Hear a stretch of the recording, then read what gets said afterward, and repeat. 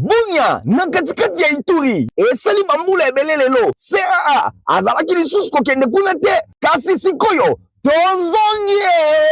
Karibu kwetu. CAA aza na esengo makasi ya koyebisela bino ke azongeli bavoli na ye en destination ya Bunya. Bavoli yango ekobanda kosalema na avion na ye ya Airbus A320. Karibu.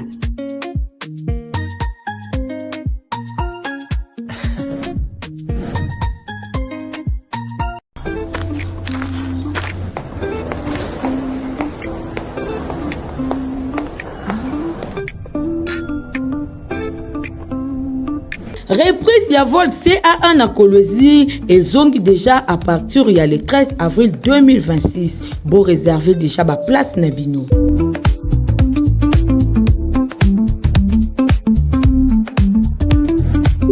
Bon début de week-end à Balandino sur le journal La Peuple, Info Lingala, Nami qui vous accueille. Nous sommes poste télévisé en Nabino pour notre Kolanda journal Nabino. Nous faisons la Masolo 24 avril 1990, 24 avril 2026 RDC et Kokisi Bongo 36 ans depuis Tokota na processus de démocratisation. Kasi lelo bilan ezali ndenge nini bona da réflexion héritier maintenant nasima ya chute ya mur ya Berlin vent ya perestroïka et soufflaki mokili mobimba Afrique surtout ezalaki vraiment épargné te mingi Afrique noire pour avant ya démocratie et bana kokota bisika na bisika awa pe na République démocratique du Congo vent wana emekaki kosekue mboka avant ezalaki bongo mouvement populaire de la révolution parti unique parti état ya République démocratique du Congo en coulisses déjà Union pour la démocratie et le progrès social et longo na 13 parlementaires na ye ba annonçaki ba couleur na bango nyonso ezalaki bongo na ndenge ya kobatama esengelaki officiellement multipartisme topé processus ya démocratisation eyeba na kokota na mboka boye République démocratique du Congo à l'époque Zaïre oyo ezalaki dirigé et pas y a fait président maréchal Mobutu ezalaki pe épargné te vanwana esekuaki Zaïre président Mobutu azwaki initiative ya kosala ba consultation kokutana ba couche nyonso ya population ya Zaïre pe kotambola ba différentes provinces pour na koyoka makanisi ya population na suka na yango chef de l'état à l'époque fait maréchal Mobutu CCC Kokungbendu Wazabanga a décidé ko prononcer discours moko historique na cité ya Nsele mingi penza cité ya mouvement populaire de la révolution discours oyo ezalaki très attendu awa na République démocratique du Congo à l'époque Zaïre batu nyonso ba retenaki souffle na bango pona koyoka iloko nini maréchal Mobutu akoloba un certain 24 avril 1990 ba décor ezalaki planté boye le 24 avril 1990 boye bato nyonso bazwaki esika na cité historique ya Nsele pona koyoka maloba ya président oyo eretenaki attention ya bato makasi ezalaki bongo libéralisation ya classe politique pe processus ya démocratisation ekotaki désormais na mboka na biso République démocratique du Congo Zaïre à l'époque donc multipartisme ekotaki esengelaki mutu na mutu asadere na parti oyo ye alingi boye nyonso wana ebendaki vent ya sika na mboka na biso République démocratique du Congo na sima ya discours historique ya chef de l'état à l'époque Mobutu Sese Seko Kokungbendu Wazabanga esengelaki makambo eyeba na kochanger multipartisme ebendaki ba couleur mosusu awa na mboka na biso boye kotambola ya l'état ezalaki lisusu lolenge ezalaki te nyonso wana République démocratique du Congo Zaïre à l'époque ezalaki pe épargné te na ba marche ya mboka mosusu surtout na Afrique et pa wapi ba différentes conférences nationales ezalaki organisé awa pe na RDC conférence nationale souveraine ezalaki organisé na sima ya pression ya ndenge na ndenge oyo ba différents partis ya opposition batiaki pouvoir en place pour organiser conférence oyo lokola débat national nzokande ezalaki consi lokola eloko moko oyo ekoki kobenda ba espoir ya sika pona mboka na biso Zaïre à l'époque na sima ba tergiversation ya ndenge na ndenge conférence nationale oyo ba conclusion na yango etikala pe kozala appliqué te lelo après plus de 3 décennies mobimba mboka ekota na processus ya démocratisation pe tokota na multipartisme lelo moto na moto akoki kolobela bilan na ndenge ye alingi malgré alternance euti kosalema na mboka kasi bazone ya batension ezali kozanga kaka te, baguerre ezali kokoba. Bref, kote mosusu démocratie ekoti ndenge bato balingaki ekota te. Même bapere ya démocratie na mboka na biso ndenge basuetaki ezali ndenge makambo ezali vraiment kotambola te. Incertitude ezali ko gagner terrain soki to continuer na alternance politique na mboka na biso tope eloko nini ekoki koya lobi. Kasi soya ba congolais nyonso ezali komona démocratisation eyeba na ko continuer lokola mboka na biso ezali kobengama République démocratique du Congo. Nyonso wana ezali kosenga cohésion nationale pona komona makambo etambola ndenge elongobani. La couloir et Assemblée nationale, Bosengeli Kosimba, qui est commission de défense et sécurité, Assemblée nationale, a déposé qui rapport stratégique pour na Oyo Etali, question sensible Namaboko, et président de l'Assemblée nationale, honorable Aimé Boji, un reportage héritier Mapini. Commission défense et sécurité, il y a Assemblée nationale, dirigée et pas il y a honorable Mikindo, Chevaki Seri, Yaba audition jugée cruciale mingi penza na ba question hautement sensible ou ezali lié na défense ya territoire ya sécurité nationale na raison à caractère confidentiel ya ba information ou ezala qui traité bureau ya commission a procédé qui jeudi 23 avril 2026 na remise solennelle ya rapport na bango na maboko ya président ya Assemblée nationale honorable Aimé Boji Sangara na occasion où le rapporteur adjoint Joseph Nkoy Wimbo atalisaki na kombo ya commission pour na présenter ba grande ligne ya misala na bango ndenge ezalaki mené pe na porter ba conclusion oyo ebimaki na ba audition misala oyo implikaki ba membre ya gouvernement directement concerné na ba enjeux sécuritaire mingi penza ba auditionnaki vice premier ministre et ministre en charge de la défense et intérieur et longona ministre ya finance na qualité na ye ya ordonnateur et ba dépenses publiques mingi penza oyo ezali lié na ba opération militaire objectif ezalaki ya kosasire ke ba opération oyo ezali ko bénéficier financement oyo elongobani na souci ya ko garantir meilleures conditions sociales na ba force et ba défense et ya sécurité vice premier ministre ya fonction publique yepe ayokamaki ba échange na bango balobelaki mingi situation ya affiliation ba élément ya FARDC pe ya police nationale congolaise na caisse nationale de sécurité sociale de agents publics de l'État aspect essentiel ya bien-être ba militaire pe ba policier. Commission balobelaki pe makambo etali ba question stratégique ya sécurisation ya ba site minier na contexte marqué na ba tension mingi ou ezali lié na exploitation ba ressources naturelles na tina wana ba ministre ba affaires étrangères mine bango pe bazalaki consulter pour na ko évaluer ba mécanisme ya protection mis en place pour na ko sécuriser ba zone sensible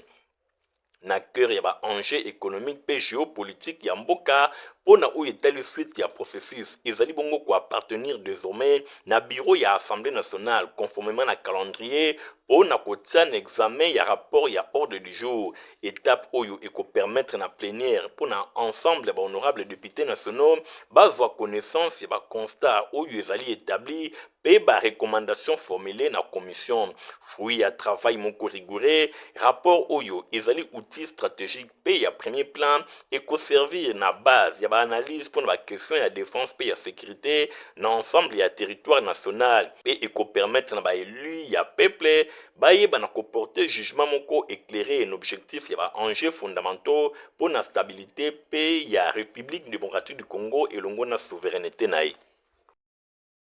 Mesdames, édition, il y a semaine française na Kinshasa et Fongwamaki mokolo ya mercredi 22 avril na Pullman Hotel na commune ya Gombe cérémonie oyo ezalaki bongo marque na coupure ya ribon symbolique et pas ya vice premier ministre en charge ya économie Daniel Mukoko Samba une fois de plus héritier Matini. Vice premier ministre ministre économie nationale Daniel Mukoko Samba a effectué kimikoleleki visite officielle na ba nouvelles installations ya commission ya concurrence komiko na mokuse oyo izwami na avenue Uganda na commune ya Gombe na visite oyo vice premier ministre a parcouraki ensemble ya espèce nyonso ya travail et institution mingi penza ba bureau ya coordonnateur national pe ya coordonnateur adjoint en charge ya intégration économique pe lisusu atalaki ba service ya administration ya finance pe ba loko ya expert consultant pe lisusu asalaki bongo atalaki bongo pool ya ba enquêteur pe ba espace nyonso informatique pe technique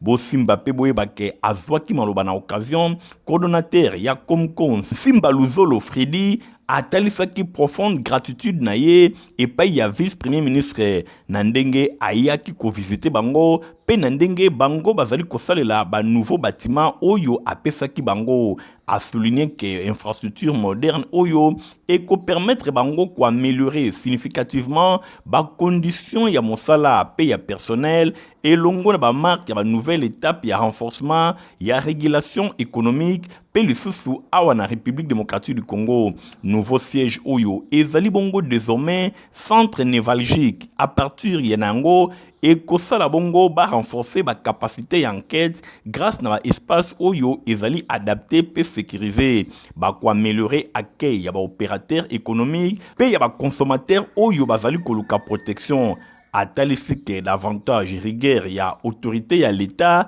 na régulation ya marché pe ba pratique anti-concurrentielle na maloba na ye Daniel Mukoko Samba a rappelé vision ya chef de l'État Félix Antoine Tshisekedi Tshilombo oyo ezali accès na promotion ya classe ya ba entrepreneurs nationaux oyo bazali capable ya ko soutenir durablement croissance économique awa na mboka na biso a insisté na rôle stratégique ya Comco en tant qu'instrument ya souveraineté économique oyo azali chargé à garantir ba pratique commerciale saine pe ya ko assurer concurrence équitable pe ya ko protéger ba consommateur. Vice-premier ministre a souligné ki pe lisusu mise en place ya cadre ya travail moderne oyo ezali eloko moko ya litomba pour na efficacité ya institution publique pe na réussite ya ba réforme nyonso oyo ezali engagé na secteur économique. Alobi ye amoni yango lokola instrument moko ya malonga pour na restauration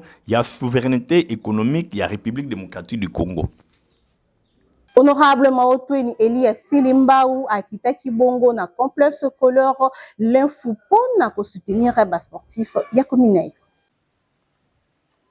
Eli ya commune ya Selembao, honorable Maotweni, lui les responsables, oiba mesana kubenga ye papa Selembao, akitaki mikolo eleki na quartier camping na avenue Madiata na kati école complexe scolaire l'info na tina ya soutenir ba sportif de combat ya commune na ye face ya phénomène kuluna pamba te kala toyebaka ke ba quartier oyo pe ba commune de ba sportif bazalaka ko défendre ba valeur na souci wana nde honorable Maotwene elongo na délégation na ye mobimba balingaki ko assister Tang Sodo club Urido Omnida après des exercices ya ndenge na ndenge nde honorable Maotwene du les responsables apesaki bango ba matériel ya musala elongo na enveloppe moko ekuba kaka na souci ya ko soutenir jeunesse sportive ya commune na ye na micro ya Info Lingala maître Biling 4e dan atelisaki gratitude na ye envers honorable Maotwene papa Selembao. Vraiment on a tenu un sentiment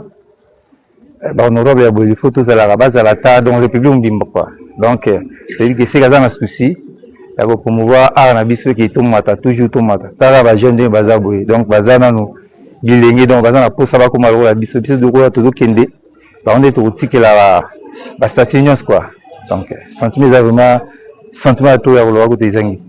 Yemo kopé honorable Maotwene a expliqué que tina ya geste na ye na makam oyo ya malamu lokola boye oyo ta je contribuer na développement ya mboka na biso en général en particulier na oyo ya Ngoma Kinshasa et nazo profiter pe l'occasion ya ko remercier ba organisateur ba geste boye za malamu ezo épargner bana na biso baleki na biso na ba délinquance et puis na ba biloko ya mabe to benga ye lisusu nani honorable sans frontières pambate bana ya commune ya Selemba tango nyonso bazali komona on a terrain soki na terrain te ozali ko proposer nyonso kaka pona bolamu ya population ya commune ya Selemba oyo bapesa yo mandat honorable Maotwene du le responsable ezala kabongo kobaka kaboyi bana Selemba bazali ko garder na motema. Na couleur fait des sociétés bosngeli ko simba que ba direction minene et belé zali vraiment ya kobe banda kisa na quartier Kingabwa na avenue Kulumba.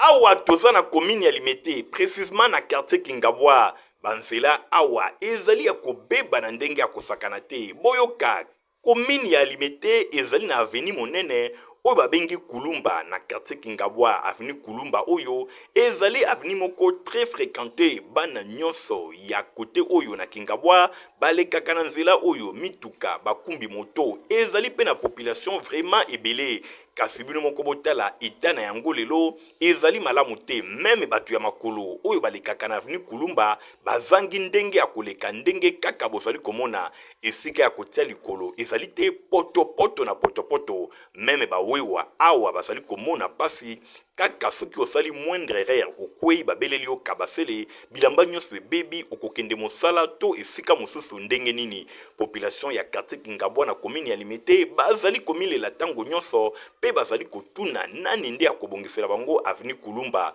ezali kaka avenue Kulumba te baveni ebele to baveni ya minene na quartier Kingabwa na commune ya Limete oyo nyonso ezalaka fréquenté ezali na yango ya kobeba population azali kaka obligé ya kotia makolo na poto ezala olati sapatu ezali ya kobeba ozali kokende mosala poto etondi yo na makolo ndeti kaka outi koyiba kasi ozali kobima pona kokende kosala bana ya Kingabwa na commune ya Limete bazali kolela babeleli ba autorité ya mboka botala nanu situation na bango pamba te bavenu nyonso ya minene oyo yango nde permetaka bango bisika bazali babimati na route principale ya poids lourd pona kokende bisika na bisika kasi soki ezali kodemere kaka ya kobeba ekozala malamu te mituka ezokota na ndenge elongobani te bamoto koloba te bongo population atambolaka makolo moyen vraiment ezali te kolela ya bana Kingabwa to banzike ekoyokana na matoi ya ba autorité pona kosala quelque chose enfin ke banzela oyo ebonga. Population ya commune ya Makala bazali na esengo makasi lolenge bazali kosalela bango banzela surtout na avenue Kindulu.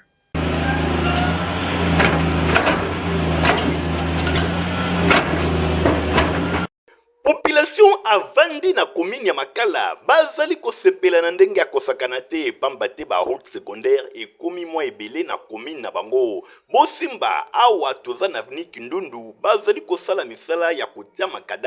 makadam oyo ekobimati na avenue université même na Kimwenza epai wapi mituka ekobanda koleka désormais kitoko ekofaciliter fluidité na ndenge ya kosakana te même tina route elengesa population ya Makala batondisa mine sengo komona ke gouvernement provincial ya ville ya Kinshasa akanisi commune na bango ya Makala oyo ezalaka vraiment na ba route secondaire te na micro ya Info Lingala journal ya peuple na passage ya ba reporter boyo kandenge population atalisi esengo na yi za chef d'avenue ngai na za chef d'avenue oyo ezali avenue Kindundu quartier Malala commune de Makala ezali nzela eza kosalama mpona président na biso oyo alingi Makala parce que banda 1960 Makala ebandi nde kozwa nzela mpona fasi beton président na biso awumela oyo aye kocouvrir Makala mpo ndenge tozali boye toza na esengo mingi na commune na Makala toza na nsima ya fasi beton parce que si namoni ke sur 24 communes koningana ya banzela ezali banclavement kala mingi te eza kosila yango wana omoni ke toza na esengo makasi parce que nzela oyo ya Kindundu eza korejoindre na nzela ya Kimwenza oyo ekenda vers Yolo ekenda vers rond-point Ngaba yango wana omoni ke toza na esengo mingi biso bana Makala toza na nsima ya président na biso fasi beton la sepeli bandeko tondimaki teke biso na Makala un jour bakosala biso nzela ezaki ba projet ya kala baye kosala biso nzela to sepeli topesi merci tozaki na ba difficulté ya kolongwa wati kobima na prince ya diversité lelo tokomi na prince na biso ya Makala tokomi na elengesa donc tokomi na Kimwenza en tout cas to sepeli penza lokola cette fois-ci bakonzi bakanisi biso surtout biso na avenue Kindundu po avenue yaki principal ezali principal toloka bakonzi basali biso nzela atuke lo tosela kaka na bakonzi mosali ke etina suka esila te mpo nzela oyo nde esalama boye facilité makambo ebele na Makala bakangaka bato justement okofanda kaka boye na biso mikolo boye bakipasu to agite liboso balokipe age me bakipasu agite na biso mikolo boye bakoma kokanga donc ndenge banzela esalama boye j'espère ke susi na biso eza ke esila te mosali ekontinue tina suka mpo facilité makambo ebele makambo na sasi na koloba ke bakangaka bato te mpo nzela so eza mwa mida mpe batie esala bele oyo nakoloba yango wana. Vraiment liboso na koremercie président de la république na mosala aza kosala ya banzela biso na makala toye bato on dirait babosana biso mais président de la république Tshisekedi aye amati na makala po tala siko banzela ndio kosalama toza siri ke ngolo ya o to benga prince de benga prince ko kota na makala po ekoma ka bumbu ngengiri kote musu me makala ezala penza te. Mais cette fois-ci tout le monde que to lamuki to sepeli makasi l'action président de la république osala po na biso na makala vraiment donner son mingi pour te l'action de ça ma presse déjà na makala. Ah to ana veni Kindundu quartier Malala commune Makala papa to tane sengo mingi to tso makala papa kulune sili papa umela papa ndama batela ka yo ba osali po na biso wana Kindundu awa quartier Malala baba Kindundu. Boyinde malamu population ya Makala azali kosenga bakende lisusu na badirection misusu ya minene oyo ya commune ya Makala soki ebakisami ekomi ebele ekozala eloko moko ya esengo kasi na oyo ezali kosalema bazali kosepela deja. Compagnie africaine d'aviation CA na poussé ezali ko annoncer na ba client na nyonso ba vol na ye ya ville ya Bunia na province ya Ituri pe Kolwezi na province ya Lolaba. Bunia na katikati ya Ituri esali bambula ebele lelo CA azalaki lisusu kokende kuna te kasi sikoyo tozongie.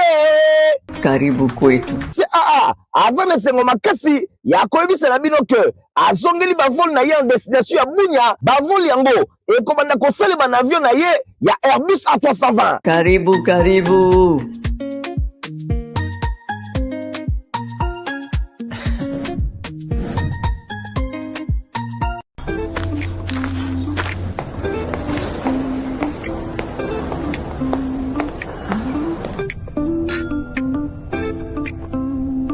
Reprise ya vol CA1 na Kolwezi et zongi déjà à partir il y a le 13 avril 2026. Bon réservé déjà ba place na bino.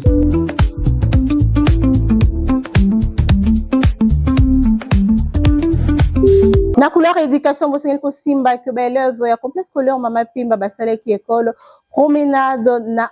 rivière Yanchili Bolata.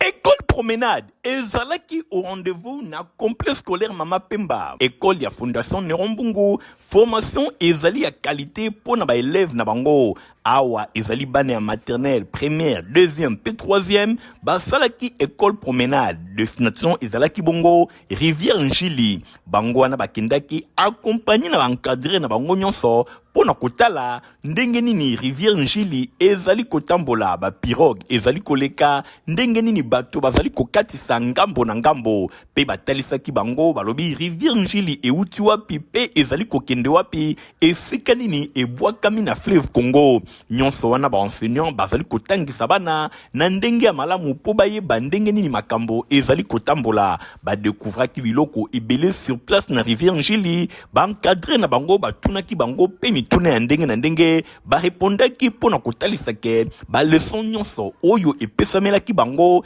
ezalaki bien assimilé. L'eau, j'aime l'eau. Quand je les bois, ça me fait du bien. On fait tout avec l'eau. La vaisselle, la lessive, préparer la nourriture et rendre mon corps propre. Sans l'eau, on ne peut pas vivre. L'eau, c'est la vie. Ah bon, l'eau, c'est la vie? Oui. Allez, bisous, bisous. Ouais. Ba élève ya complexe scolaire Mama Pemba formation ezali vraiment ya qualité école promenade oyo et bakisi bango makambo ebele ndenge moko ya encadré na bango anto expliquer na micro ya Info Lingala. Promenade bana poste totangaki OER bana batangaki on kana kata classe siko ndio tulingaki ba monongo concrètement boye yango toyaki na bana a po ba mona mai oyo eza ndenge nini po tolobaki na bango ba propriété ya mai les propriétés de l'eau. L'eau est inodore. On peut déjà se loter, goûter. L'eau n'a pas de couleur. Donc, l'eau a une couleur. Et puis, tu peux sur propriété utiliser à l'eau. Il y a maï. Maï, les japonais. Chocolat bilamba, chocolat basani, olambela, chocolat nzoto. Pour ce qui m'a exaté, bomoipe exact. Donc on a dit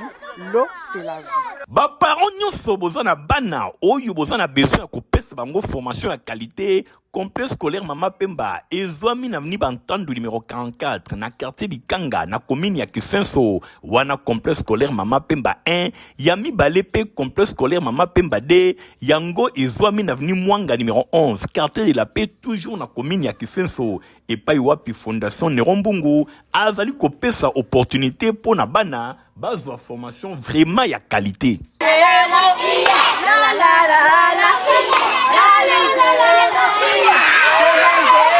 Protivap ezali poto kitoko mpona bana mikolo pe akokomela yango bolata.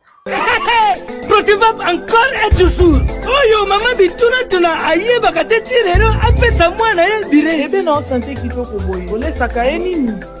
Aliaka Protivap. Soka ba mama nyonso batimbe ya Protivap poto kitoko mpona ba bébé pro. Mama soma ye. Mwana na ngai depuis abanda kolia akoli boye. Aliaka kaka Protivap. Protivap. Protéine, vitamine, énergie. Azama yele na classe abela kabela kati alimbaka te. Ba maman, félicitations na bokoneli bana. Protivap, facile à digérer et nourrissant. Ezana, protéines, vitamines et énergie. Hey, bébé na yo kitoko ninyo esaka. Baba ingakango, santé kitoko nzoto makasi. Matemi disa, mama letsa mwana. Sukana mbimbi. Oye sukana mbimbi. Nous allons la communiquer nécrologique bolanda l'air tourné. Église Assemblée chrétienne Yamatete Asemana Mokuse Bazana Mawa Yakwebisa na bandeko baninga pe bayiba na bango nyonso mingi penza Église Corps du Christ awa na République démocratique du Congo liwa ya pasteur titulaire na bango pasteur Gilbert Leta ye akufaki depuis mokolo ya vendredi 17 avril 2026 na ville ya Lubumbashi na province ya Okatanga na sima ya bokono ya tango mokuse. Boye programme ya matanga ezali boye mokolo ya vendredi 24 avril 2026 veillée mortuaire ekosalema na église CPK Lokoro référence école Lukeni na commune ya Matete awa na ville ya Kinshasa. Mokolo ya samedi 25 avril 2026 nde bokundami ekosalema na cimetière chemin du paradis na route Likasi Lubumbashi na province ya Okatanga oui awa na ville ya Kinshasa. En attendant matanga ezali kosalema na siège ya église Assemblée chrétienne de Matete asema na mokuse oyo ezwami na avenue Kemba numéro 50 quartier de la paix na commune ya Kisenso référence boulangerie Noël Topé Saint-Michel. Communiqué oyo ezali signé epai ya moko ya ba frère ya église Giscard Mbungu. Tika été communiqué oyo ekomela bato nyonso bayebaka pasteur Gilbert Leta. Je vous rappelle un peu le commune à Souka Kastoko Kabana Boté sans que tu puisses merci na Igor Tingo Zaki Bongo na Sima caméra montage Sima Maki pa ya Fabrice Lundo Mbipe Igor Tingo je m'appelle un peu plus à la casse supervisé pa na yemo ko héritier ma pinde minga mutukuta mikolo ezali koya. Au revoir. Bunya na katikati ya Ituri esali bambula ebele lelo CAA azalaki lisusu kokende kuna te kasi sikoyo tozongie Karibu kwetu. CAA aza na sengo makasi ya koyebisela bino ke azongeli bavol na ye en destination ya Bunya bavol yango ekobanda kosalema na avion na ye ya Airbus A320. Karibu.